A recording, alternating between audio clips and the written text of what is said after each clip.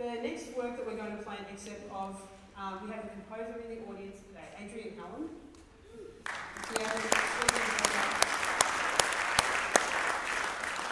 This is a work that I didn't know before kind of getting together and really getting on this track of researching Australian repertoire. It's from Thorp Music, who's a publisher that you might not know, but they've been around for a long time, and you might have met them at a previous abode, perhaps. This is a really beautiful suite that, again, is a single movement work, but in 7 parts. And we're going to play a couple of the parts for you this morning, and it's all about the town Kurrajong, which is near the Blue Mountains in New South Wales. So again, getting to this idea of a sense of place. And what I think is wonderful about playing local music is that we, A, have composers that are around that we can contact and possibly bring to your rehearsal or Skype into your rehearsal, or at least have an ongoing dialogue with as conductors and also with your ensemble. But also, if you're near that area, you can actually go to the place that these works are inspired by. So I know if I was in Tasmania and I had a band, I would be certainly taking them to those 2 places in Tasmania to see if we could get a sense of what the composer was trying to express and bring out in that work. And so, again, those New South Wales people, perhaps Kurrajong is a piece that you might be interested in. So here is Kurrajong.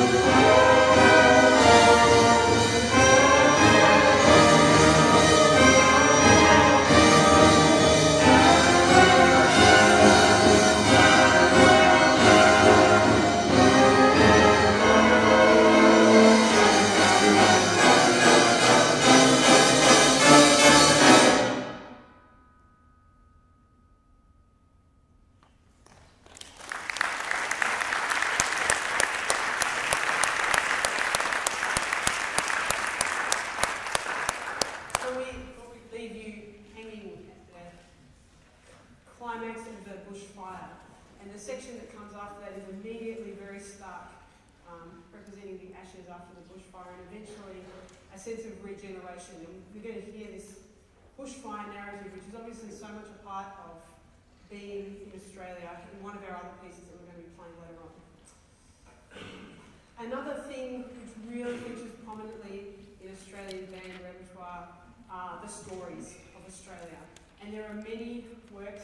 This is just a very small collection of them that are really based on Australian stories and Australian people. For instance, Ned Kelly. So many opportunities to connect to what students, if you're a school teacher, are learning in Australian history, or if you're conducting a community band. So many possibilities about how you might build a program throughout these ideas of Australian stories or Australian heroes or Australian places. Some of the stories of these works, in particular the last two, are very personal stories.